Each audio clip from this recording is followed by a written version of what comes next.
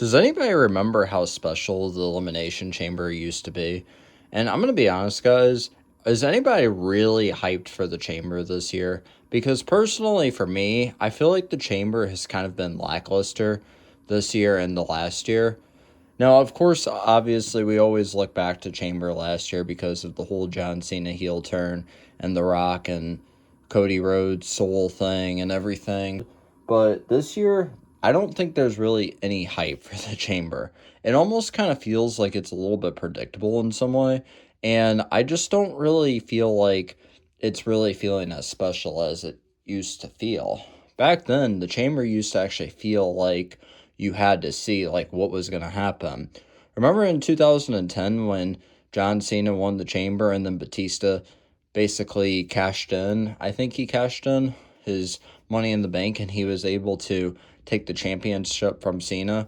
Or in 2014 when Randy Orton walked out of the Chamber with both championships. Or how about in 2017 when Bray Wyatt shocked everybody and won the WWE Championship? The Chamber really used to feel like this crazy idea that came out within the WWE because it basically all started in 2000 with the Armageddon match with the six-man Hell in a Cell match, if you think about it.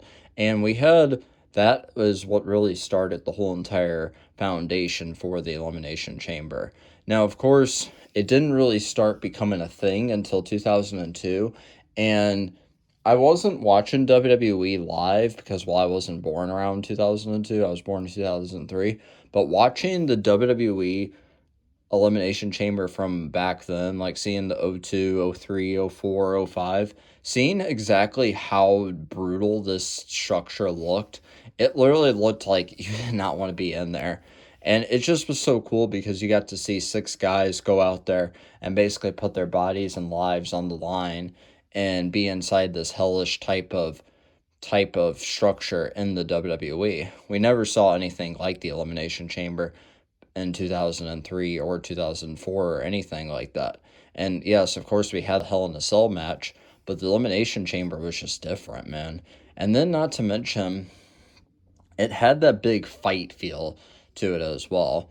And it also really made it feel like as if, like, okay, somebody's going to be going to the hospital here. Somebody's going to be going to basically be getting injured in this match. And yeah, it just felt so neat to see. And of course, we also had the Elimination Chamber in like the video games and the toys and all that kind of stuff. So the Chamber always was really a special thing to see. Now, the Chamber this Saturday, it's just not looking too promising.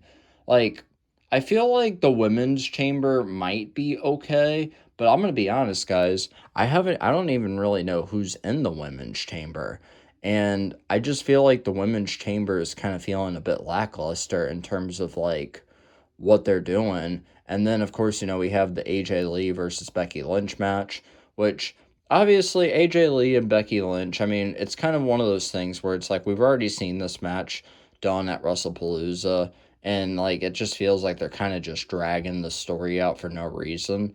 But again, that's what they do in the modern WWE. They drag all these unnecessary stories out for no reason. Now, CM Punk versus Finn Balor. Now, I think we can all agree that Finn definitely does deserve a title match. I think he does deserve a title reign because Finn hasn't had a title since I think it was 2016. So it's been 10 years and he actually lost the title and he's never got a chance to get his title back.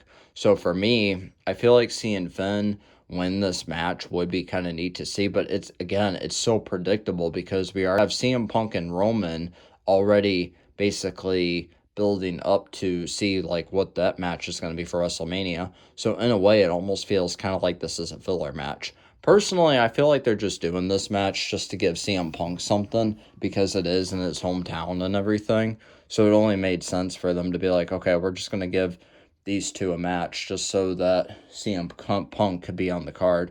And maybe I guess it's in a way for them to sell the tickets. Which, by the way, that reminds me, guys, these ticket sales for this Chamber event are not looking good at all. WrestleMania isn't even looking that good this year either. And not to mention, they got this entire box story going on as well. And people are thinking that it's Vince McMahon that's in that box, which would be really funny to see. I'm honestly really curious to see what's going to happen. So I guess we'll just have to find out. And then we also can't deny the fact that we have the men's chamber. We have Randy, Cody, Jay, Trick, Javon, and LA Knight. Now, obviously, we know Javon is not winning this match because, obviously Javon's still too young to be able to be in a championship match. But honestly, guys, I actually really think Javon Evans is going to be the highlight of the chamber. I mean, with how acrobatic he is and everything, Javon is definitely one of those guys I have like a, a little bit of hope for in the upcoming future of WWE. And same with Trick. Trick reminds me of this mix of how The Rock used to be when The Rock would come in with the sunglasses and the outlandish shirts and everything. So that's who Trick reminds me of, and Booker T, of course. And Jey Uso is probably going to get in the middle of the elimination chamber. He's probably going to start yeeting for no reason, which I feel like the yeet is just so unbearable at times because it's just one of those things where it's like it's just overkill. And then we also have LA Knight, that everybody wants to see LA Knight win this match. And personally, I'd be okay even if Randy won this match. I just think in terms of who they all really have, I mean, do you guys really want to see Cody win again and go against Drew? Because that's the thing. That's what I'm saying when it comes to these stories. We've been seeing Cody versus Drew since August, I believe. And it's just getting to this point where it's just like, okay, like enough is enough. Like we're kind of getting tired of it. And it just loses interest. I feel like the 3 stages of hell match that Cody and Drew had was the perfect way to end off their rivalry. But WWE is still finding ways to drag this story out. Even Drew went on a podcast and said he doesn't really want to wrestle Cody. And that's kind of sad to say, honestly. So I really think the chamber used to just have this like special feel to it.